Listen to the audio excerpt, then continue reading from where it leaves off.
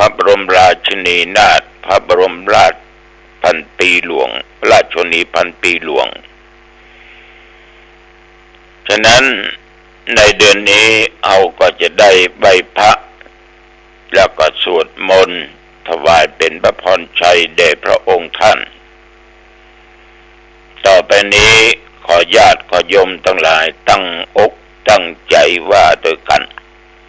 สวดด้วยกันเน้ออะระหังสัมมาสัมพุทโธภคะวาพุทธังภคะวันตังอภิวาเทมิกราบพระพุทธสวากขาโตภคะวะตาธัมโมธัมมังนัมมัสสามิกราบพระธรรมสุปฏิปันโนภคะวะโตสาวกสังโฆสังฆังนัมมามิกราบพระสงฆ์นะโมตัสสะภะคะวะโตอะระหะโตสัมมาสัมพุทธัสสะนะโมตัสสะภะคะวะโตอะระหะโตสัมมาสัมพุทธัสสะนะโมตัสสะภะคะวะโตอะระหะโตสัมมาสัมพุทธัสสะพุทธังสรณังคัจฉามิธัมมังสรณังคัจฉามิสังฆังสรณังคัจฉามิตุติยัมปิพุทธังสรณังคัจฉามิตุติยัมปิธัมมังสรณังคัจฉามิตุติยัมปิสังฆังสรณังคัจฉามิตติยัมปิพุทธังสรณังคัจฉามิตติยัมปิธัมมังสรณังคัจฉามิตติยัมปิสังฆังสรณังคัจฉามิอิติปิโสภะคะวะอะระหังสัมมาสัมพุทโธวิชชาจารณะสัมปันโนสุขโตโลกวิทูอนุตตโรปุริสัตธัมมะสารถิสัทธาเทวมนุษย์สานังพุทโธภคะวาติสวากขาโตภคะวะตาธัมโมสันติติโกอะกาลิโกเอกิปัสสิโกโอปันนายิโกปัจจตังเวทิตาโพวินโยหิติสุปฏิปันโนภะคะวะโตสาวกสังโฆอุจุปฏิปันโนภะคะวะโตสาวกสังโฆยายะปฏิปันโนภะคะวะโตสาวกสังโฆสามิจิปฏิปันโนภะคะวะโตสาวกสังโฆยะติตังจัตตาริปุริสยุคานิอัตตาปุริสปุขลาเอสะภะคะวะโตสาวกสังโฆอาหุนยโยปะหุนยโยทักขินยโยอัญชลิกะระนิโยอนุตตลังปุญญาเขตังโลกัสสาติยันตุนิมิตตังอวะมังคะลัญจาโยจามะนาปุสกุนัสสะสัทโธปะปะกะโหตุสุปินังอากันตังพุทธานุภาเวนะวินาสเมนโต ยันดุนิมิตตังอวะมังคลัญจาโยจามะนาโปสกุนัสสะสะโทปาปักขะโหตุสุปินังอากันตังธรรมานุภาเวนะวินาสเมนโตยันดุนิมิตตังอวะมังคลัญญาโยจามะนาโปสกุนัสสะสะโทปาปักขะโหตุสุปินังอากันตังสังฆานุภาเวนะวินาสเมนโตปัลลัมมะลาชินีนาถาภูมิปัลลัสสะลาชิโนทัสสะมินตาภูปัตลัสสะมัตตุพุตตายัสสสิเนสัมพุทธมามัคคะอัคคพุทธธัมเมสัมมาอิตาปุญญาติกาลสัมปันนาทานัจจสยสังยุตตาสิริยากิติยาจาปิอภิกันตาอภิขนังนิสัมมาคาลินิโหติอาติสันอาวิยติกาเอสาเอลัตถวาสินังอัตถยาจะเอตายะจาสัมปาเทติกะลัญญานิมหากัลลุญญะเจตสาสิปานิทิวโนปะเยสะตะเตจะอนุสาสติปะโอสิปิกัมมัจยนะกัมมัญจะอนุกันหติโยนิโสวโนทักตานุลักขายาสัพพตาปุติทายิเน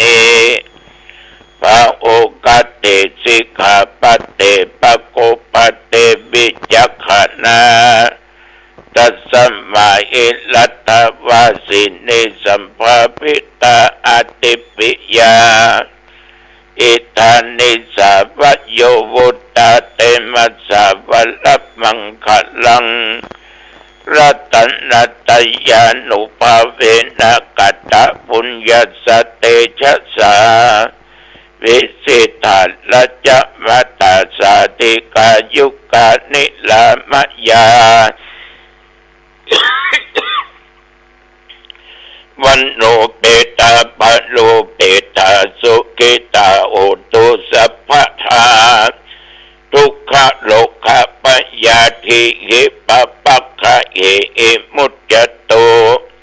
จิลันทิวัตตุไทยานังสิลิโพตาวิเศษโตวัลลากิติยาสโคจะปัญญายันตุนิลันตะลังติภวัตุสัพพะมังคลังรักขันตุสัพพะเทวตาสัพพะพุทธานุภาเวนะสัทธาโสธีภวันตุเตภวัตุสัพพะมังคลังรักขันตุสัพพะเทวตาสัพพะธัมมานุภาเวนะสัทธาโสธีภวันตุเตภวัตุสัพพะมังคลังรักขันตุสัพพะเทวตาสัพพะสังฆานุภาเวนะสัทธาโสธีภวันตุเตโดยเดชานุภาพคุณแห่งพระพุทธเจ้าโดยเดชานุภาพคุณแห่งพระสัทธรรมเจ้าโดยเดชานุภาพคุณแห่งพระสังฆเจ้าโดยบทสวดอันศักดิ์สิทธิ์นี้โดยวาจาอันเป็นสัจจะนี้ขอถวายพระพรชัยมงคลแด่สมเด็จพระนางเจ้าสิริกิติ์พระบรมราชินีนาถ พระบรมราชพันปีหลวงขอถวายพระพรให้พระองค์ทรงมีพระสุขภาพพลามัยอันแข็งแรงทรงมีพระเกษมสำราญทรงมีพระชนมายุยิ่งยืนนานได้120 พระพรรษายิ่งขึ้นไปขอถวายพระพรกรมอุตุได้ประกาศบอกตักเตือนว่า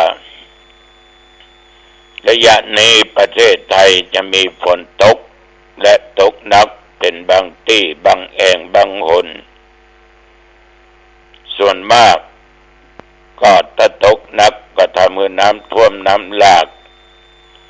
ก็ทำให้พี่น้องชาวบ้านท่านทั้งหลายเดือดร้อนกันหลายจังหวัดหลายอำเภอด้วยกันเอาเชียงใหม่ยังโชคดีเนาะ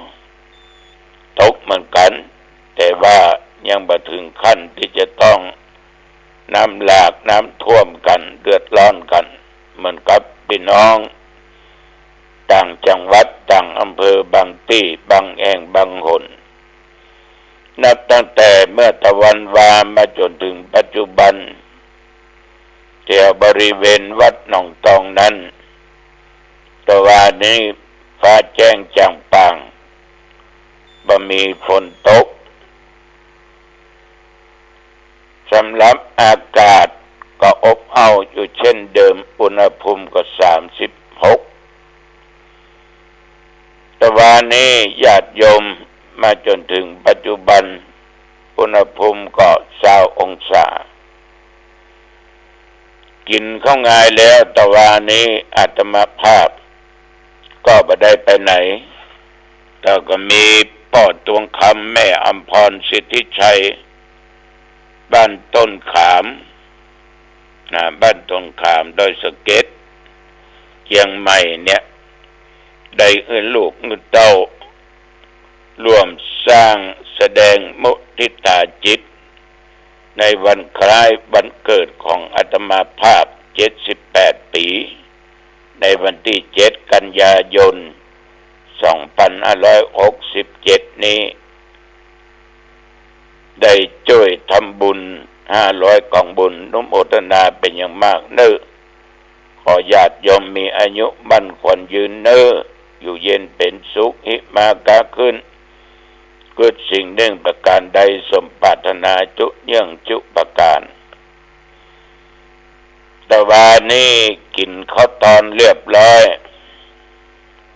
ก็จัดมีการประชุมคณะสภาแล้วก็ร่วมกับหน่วยงานราชการพูดกันถึงเรื่องวันแม่วันที่12 สิงหานี้เขาจะจัดกิจกรรมอันยังพ้องก็ได้ได้จากันก็เป็นที่ตกลงกันว่าเขาจะร่วมกันทำกิจกรรมในตอนเย็นไหว้พระสวดมนต์ถวายพระพรชัยมงคลวางพานพุ่มกันถวายเป็นพระพรชัยมงคลแด่สมเด็จพระนางเจ้าสิริกิติ์พระบรมราชินีนาถณที่วิหารหลวงวัดหนองตองเรื่องที่2ก็เกี่ยวกับว่าบ้านหนองตองหมู่ที่3เนี่ยกำนันก็หมดวาระลงไปเมื่อวันที่2 สิงหาดังท่านปลัดฝ่ายปกครองอำเภอก็มาชี้แจงแถลงไขพูดถึงคุณสมบัติคนที่จะสมัครลงเป็นผู้ใหญ่บ้านคุณสมบัติของผู้ที่จะเลือกแล้วก็ตั้งคณะกรรมการดูเอาตามระเบียบคือคัดเลือกผู้ที่มาสมัครเป็นผู้ใหญ่บ้านว่าถูกต้องก็นอกจากนั้นกำหนดเลือกตั้งเอาวันที่25 เดือนสิงหาคัดเลือกตั้งผู้ใหญ่บ้านหมู่ที่3 ตำบลหนองตองก็หูข่าวว่ายังมีคนลงกัน4 คนถึงไม่ยิงถึงผู้ชายยุคประชาธิปไตยไม่ยิงก็สมัครได้ผู้ชายก็ได้ทำการทำงาน ก็ขอให้ทำแก่พี่น้องชาวบ้านแก่สังคมแก่บ้านแก่เมืองแก่พุทธศาสนานะก็เป็นอันดีอันใจได้และเว้นจากการทุจริตต่อหน้าที่ก็ดีใจที่กำนันผู้ใหญ่บ้านผ่านมาที่ได้สัมผัสหลายคนด้วยกันไม่ได้ถูกร้องเรียนในทางเสียหายเพราะว่าทุกคนตั้งอยู่ในศีลกินอยู่ในธรรมปฏิบัติในทางสุจริตบ่คดบ่โกงหยังทำงานด้วยความใสสะอาดปราศจากสิ่งมัวหมองเลยเป็นอดีตกำนันผู้ใหญ่บ้านที่ใสบริสุทธิ์นี่ก็ได้ให้โอวาทแก่ผู้ลงสมัครเป็นเวลาหลายนาทีเหมือนกันต่อจากนั้นชาวบ้านก็อู้ถึงเรื่องงานกินงานทานแตนกุยสลากในวันที่7 เดือนกันยายน 2567ร่วมกับงานอายุวัฒนมงคลธรรมาภาพก็เรียกว่าปีนี้ก็นิมนต์อตุเจ้าพระสงฆ์องค์เด่นในเขตตำบลหนองตองแล้วก็เจ้าณตำบลในอำเภอหางดงอยู่ประมาณ38ต้องคุณแห่งพระธรรมคุณแห่งพระธรรม38ตนและญาติโยมก็ได้อู้ได้จากันถึงเรื่องจะกินจะทานกุยสลากแบบง่ายๆโดยที่จะหาจตุปัจจัยนั้นซ่อมแซมเสนาสนะคือศาลาที่วัดเพื่อใช้ประโยชน์ต่อไปมันได้ดีก็ตกลงกันก็เลิกประชุมกันก็เกือบจะ4 โมงนะเพราะมันมีหลายรายการด้วยกันนอกจากนั้นตะวันนี้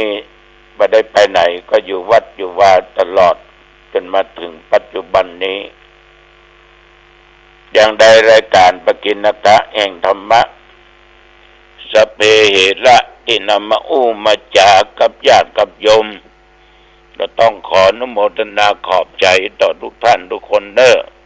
ที่ติดตามฟังรายการนี้มาด้วยดีตลอดท่านทั้งหลายเฮาในฐานะเป็นชาวพุทธสิ่งที่ควรตั้งไว้ในอกในใจก็คือธรรมะกับศีลหรือว่าศีลธรรมธรรมะเนี่ยญาติโยมเป็นสิ่งที่ขัดเกลาด้านจิตใจของเฮาที่มันสกปรกตัวที่ทำให้สกปรกกับความโลภความโกรธความหลงหมู่เนี้ยนะถ้าทางนอกก็เป็นเหงื่อเป็นไข้เป็นอันนั้นเป็นนี้มาถูกต้องกายาก็ทำให้กายาผ้าผ่อนต้นสบายจะสวมใส่มันสกปรกเราก็ต้องซักจะต้องทำความสะอาดจะต้องอาบน้ำใจสบู่เป็นน้ำเป็นก้อนกาใจผงซักฟอกซักผ้ากาตู้ซักผ้ากามันก็หมดใหม่ใจได้อยู่ใครมาอาบน้ำก็เหม็นตึงเพราะเหงื่อใครแต่ภายในด้านจิตใจนั้นน่ะถ้ามันถูกความโลภความโกรธและความหลงครอบงำมันก็ทำจิตใจมัวหมองได้ฉะนั้นมีธรรมะที่สำคัญเป็นธรรมที่ควรเก็บไว้ในใจในอันที่จะปลูกฝังอัตยาศัยให้ดีงามและทำจิตใจให้ใสสะอาดสว่างสงบโดยหลักธรรมในทางพุทธศาสนาตัวปัญญาแปลว่าความรอบรู้สิ่งที่ควรรู้2สัจจะความจริงใจคือประพฤติสิ่งใดก็ให้ได้จริง3จาคะสละสิ่งที่เป็นข้าศึกแก่ความจริงใจ4อุปสมะสงบใจจากสิ่งที่เป็นข้าศึกแก่ความสงบปัญญาแปลว่าความรอบรู้สิ่งที่ควรรู้สิ่งที่ควรนำมาประพฤติปฏิบัติก็คือรู้สิ่งที่มันดีๆงาม ปัญญานี่เป็นแสงสว่างเป็นตัวที่สำคัญเนอะว่าออกไม่ออกว่าตุเจ้าว่าคนบ้านถ้าขาดปัญญามันต้องอยู่บ่ได้อะนะแต่ทำคู่ปัญญาก็คือสติมีแต่ปัญญาอย่างเดียวบ่ได้ถ้าขาดสติพังทลายหมดจะอยู่ในตำแหน่งใดมียศถาบรรดาศักดิ์ขนาดไหนจะเป็นตุเป็นพระจะเป็นญาติโยมชาวบ้านมีความหูท่วมหัวเอาตัวบ่รอดจอดได้พังทลายได้อนาคตเสียได้อยู่ในผ้าเหลืองถ้าขาดสติปัญญาพังแน่อยู่บ่ได้แน่เป็นผู้ใหญ่ผู้นำในหน่วยงานราชการบ้านเมืองถ้าขาดสติขาดปัญญาก็อยู่ในตำแหน่งนั้นบ่ได้แน่นอนเพราะใดญาติโยมเพราะคนที่มีปัญญามีความรู้อย่างเดียวเนี่ยมันยังพลาดได้อยู่ถ้ามันขาดสตินะมันต้องมีสติกำกับควบคุมอยู่ตลอดดังที่ทุเจ้าเคยเคยจ่าญาติโยมฟังสติมาปัญญาเกิดสติเตลิดก็มักจะเกิดปัญหาที่ปัญหามันเกิดขึ้นถึงวันก็เพราะขาดสติผู้หลักผู้ใหญ่ผู้มีหน้ามีตามียศถาบรรดาศักดิ์ตกเก้าอี้ตกจากอำนาจหมดวาสนาก็เพราะว่าขาดสติความหูมีก่อมีกะความหูมีนักเป็นถึงด็อกเตอร์บุญเนี่ย แต่ว่ามันก็อยู่บ่ได้ฉะนั้นข้อเนี้ยคนมีไว้ในจิตในใจเนอปัญญานะแม้แต่โยมจะอยู่กับสังคมปัจจุบันนี้ถ้ามีสติปัญญาก็อยู่รอดบอกว่าการค้าว่าการขายว่าการคบค้าสมาคมกับคนนั้นคนนี้แกว่าคบไปเรื่อยๆโยมมันต้องมีสติปัญญาว่าอันใดควรอันใดบ่ควรแล้วก็ต้องมีสัจจะมีความจริงใจนะมีความจริงใจจะเป็นพ่อค้าแม่ขายก็เป็นพ่อค้าแม่ขายมีความจริงใจประกอบด้วยสติปัญญามีความจริงใจในการกระทำงานต่อหน้าที่ประทุจริตทำงานโดยสุจริตทำด้วยความจริงใจมันก็จะได้เกิดผลดีอย่างจริงจังแต่จะเป็นคนที่คิจิคิจำได้ต้องรู้จักในการสละสิ่งของที่มันเป็นค่าศึกเป็นเครื่องมัวหมองด้านจิตใจความตนีขี้เหนียวมันจะสะสมนักขึ้นในที่สุดบุหจะบ่หูจักช่วยเหลือเพื่อแผ่ต่อเพื่อนมนุษย์ด้วยกันบ่กินบ่ทานบ่ทำบุญอย่างสักอย่างเพราะมันเป็นคนขี้จิอิตนีขี้เหนียวบ่สละ